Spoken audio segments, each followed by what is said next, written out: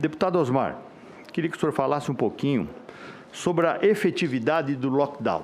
O senhor sabe que eu faço uma defesa intransigente da micro e pequena empresa no Brasil, até porque a micro e pequena empresa representa 98% de todos os empregos formais do Brasil, né? Todos os empregos do percentual de empresas, 57% dos empregos formais, 98% de todas as empresas, 28% do PIB. Passamos por dificuldades. Graças ao PRONAMP que o Senado da República aprovou, a Câmara Federal, o presidente sancionou, nós socorremos inúmeras pessoas, emprestamos no Brasil 37 bilhões e 500 milhões através do PRONAMP. Agora tem mais uma tranche de 5 bilhões, que tem um compromisso dos bancos alavancarem por 4, que vai virar 25. Desses 25, aplicar 20% em empresa de eventos. Empresas que já quebraram, nós temos que ressuscitar esse segmento, porque fazem 16 meses que eles não têm R$1 de faturamento, pela pandemia.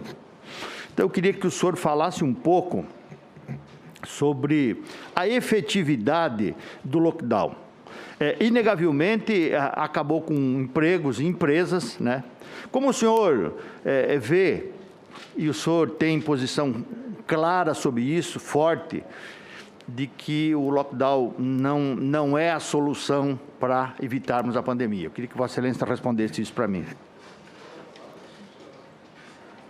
Senador, não sou eu que diz, são 32 trabalhos que eu vou encaminhar a essa comissão, 32 trabalhos publicados, comparando países que fecharam, países que não fecharam, estados que tiveram uma política mais flexível, estados que tiveram uma política mais dura no lockdown, nos Estados Unidos, por exemplo. Essa comparação é unânime, senador. O lockdown não diminui o número de mortes, não reduz o número de mortes. Se reduzisse, senador, eu não estava nem aí para a situação das empresas, nós tínhamos que salvar as vidas mesmo, né?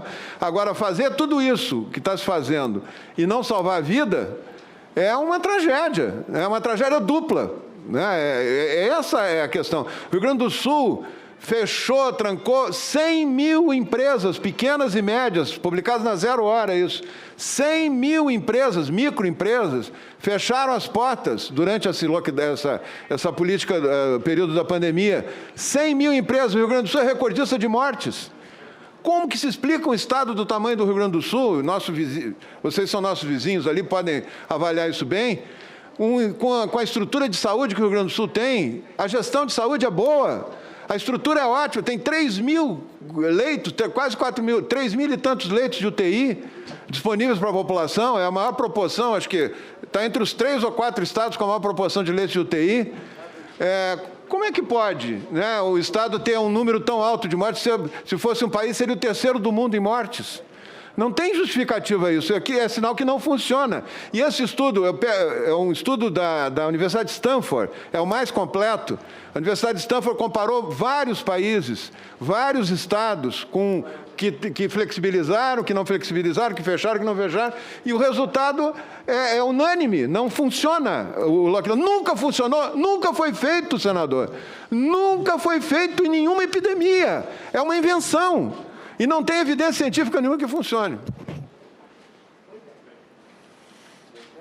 Muito bem.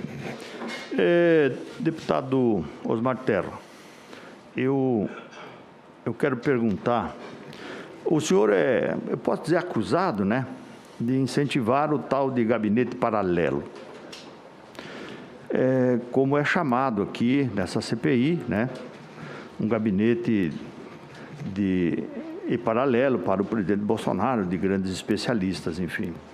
Eu só queria, para equilibrar essa fala, apresentar aqui que no tempo do governo do presidente Lula, a Folha de São Paulo traz aqui, né, do dia 21 de junho, né, o senhor Gerdau será conselheiro informal do presidente Lula, Nesse caso, poderia fazer reuniões semanais com o presidente para orientá-lo. No governo, e também o ministro Delfim Neto. Aqui no blog do Correio Brasiliense também diz aqui: o empresário Gerdau teve mais uma conversa com o presidente Luiz Inácio Lula da Silva, aceitou o convite para ser conselheiro informal do presidente. Aqui tem Gazeta do Povo, ex-ministro do Planejamento e ex-deputado Antônio Delfim Neto, em 9/3/2018, né? Embora não fizesse parte da equipe que assumiu a Fazenda, era um consultor informal do presidente Lula.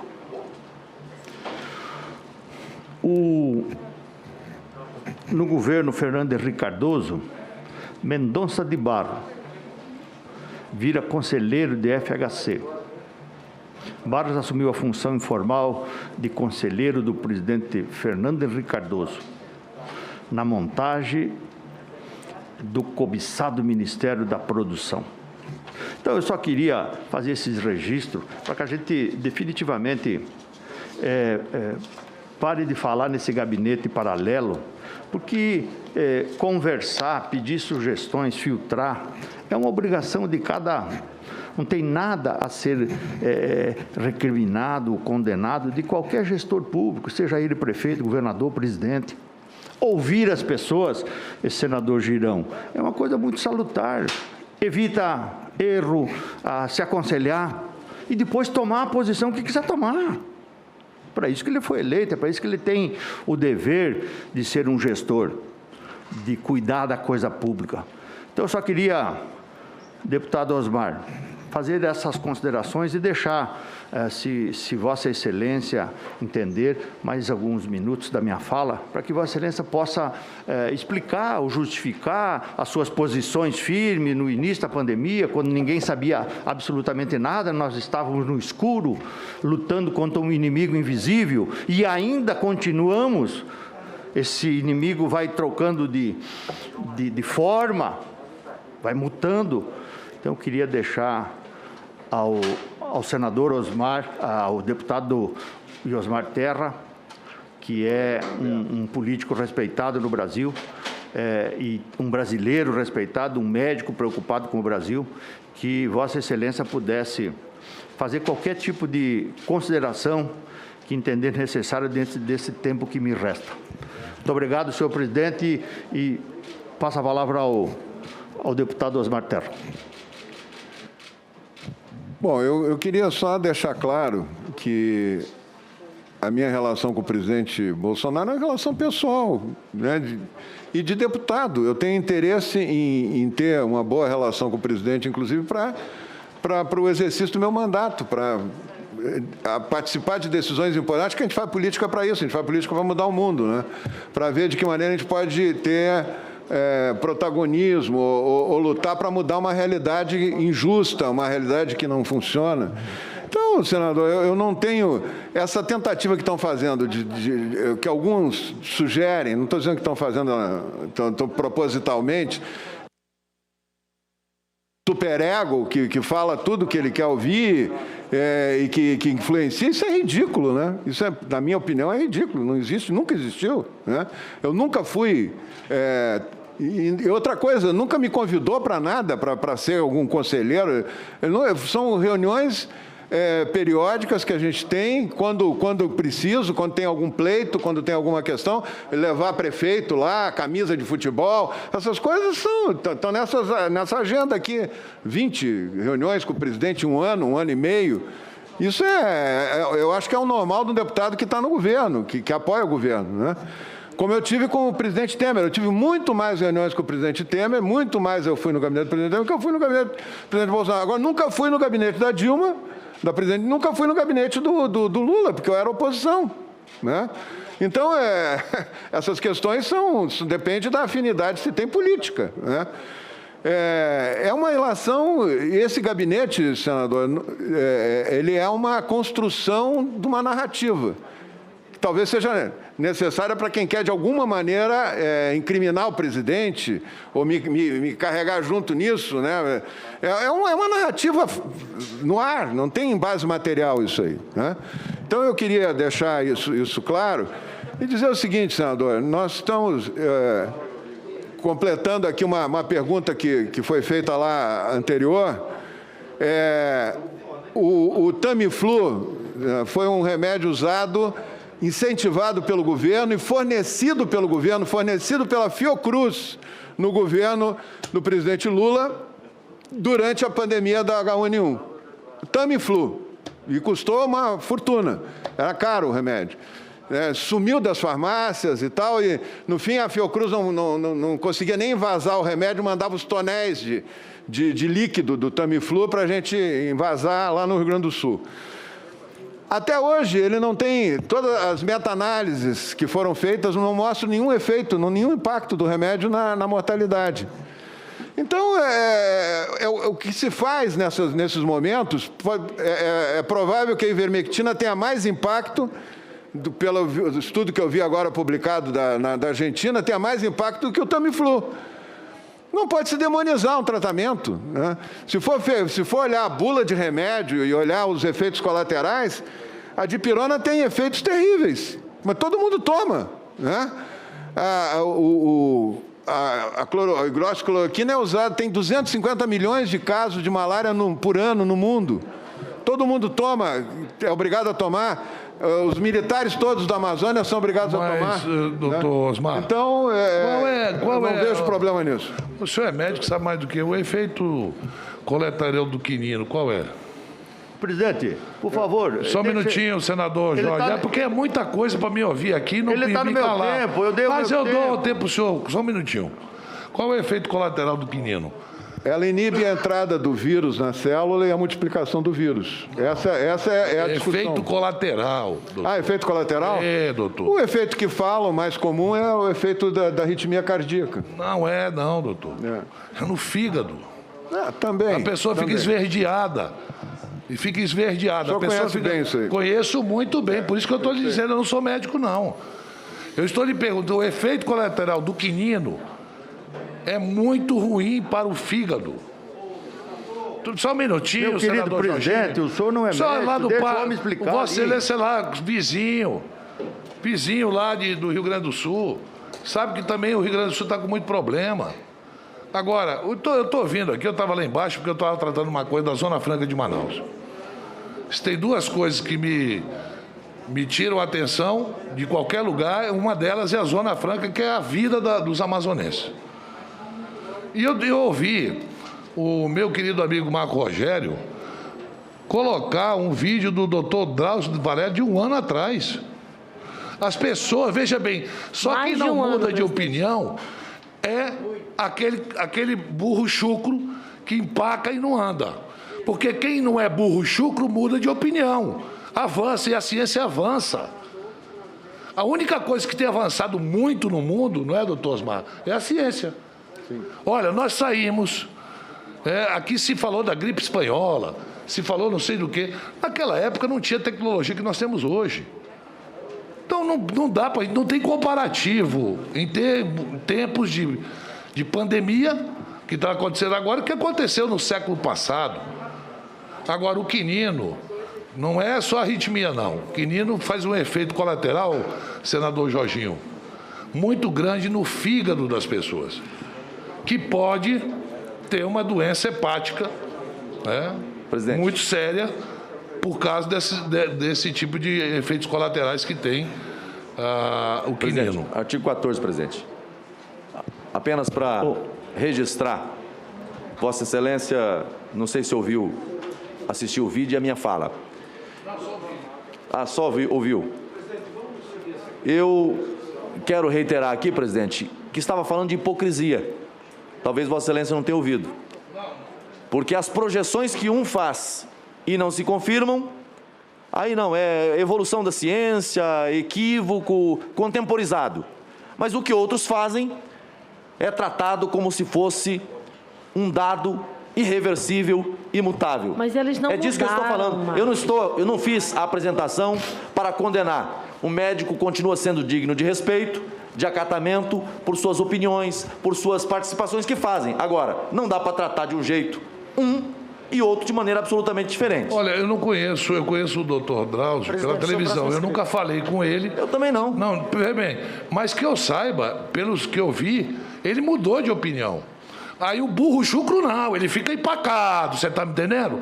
Sabe o que é burro chucro? Sabe, né? Aquele cara que empaca com uma ideia Mas Vossa e não se Excelência faz mexe. isso o tempo todo também, Não, presidente. não. Sim, presidente. Vossa Excelência dá opinião sobre remédio. Vossa Excelência fala sobre cloroquina como se fosse um médico especialista. Não, senador, Calma, não faça presidente. isso, senador, não faça isso. Aí não, é. Coloque-se no seu lugar e eu me coloco no Não, meu. exato. Vamos ficar aqui bem. Exato. Senador Jorginho, por mais 30 segundos. Como 30 segundos? É 4 minutos, estava faltando aí, o que é isso? Já que o senhor deu uma receita aí, deixa eu ver se o remédio está certo, por favor. Eu queria pedir para o deputado Osmar, o senhor tem 3 minutos ainda para continuar falando do meu tempo. E se o senhor quiser falar, senão eu já abro mão da palavra, mas a palavra está com Vossa Excelência. Eu só queria acrescentar ao conhecimento que o senador Omar Aziz tem da cloroquina, das cloroquinas, que esse efeito que ele fala é muito comum em quem usa continuado, que na Amazônia o pessoal tem que fazer o uso continuado, senão pega a malária. O que está se falando aqui agora é um tratamento de 5 dias. Eu não acredito que vai causar esse dano. O quinino não é uso preventivo, não. Ele só é usado após adquirir a malária. Não é preventivo, não, doutor. Sim. E por um longo tempo, mas várias vezes as pessoas pegam malária, né? Então, mas de qualquer maneira, eu quero só reafirmar que, citando algumas questões que ficaram pendentes aqui na minha fala, o governo da Argentina, ele tem uma mortalidade de 1.963 pessoas por milhão de habitantes. 1.963 pessoas por milhão de habitantes. Se aplicar essa mortalidade no Brasil, dá 420 mil pessoas mortas. Se a Argentina fosse o tamanho do Brasil, seriam 420 mil pessoas mortas. É a proporção, né? O presidente fechou essa Argentina em lockdown 1 ano e pouco, o Fernandes. Fechou, quebrou a Argentina, né, em 1 ano e pouco. E não evitou 420... Está aumentando a taxa de aumento. A Argentina vai passar o Brasil em menos de um mês em taxa de mortes, né, na taxa de mortes. E ninguém está processando ou está chamando de genocida, ou está chamando o Fernandes. 420 mil, para mim, uma vida já é importante. Imagina 420 mil, né? 500 mil, né? Isso não tem... Minha gente, nós estamos trabalhando aqui, nós temos que ter um consenso para lutar contra um vírus. Não é ficar um botando a culpa no outro, né, e tentando botar a culpa em alguém que não tem poder de decisão. E o poder de decisão é limitado.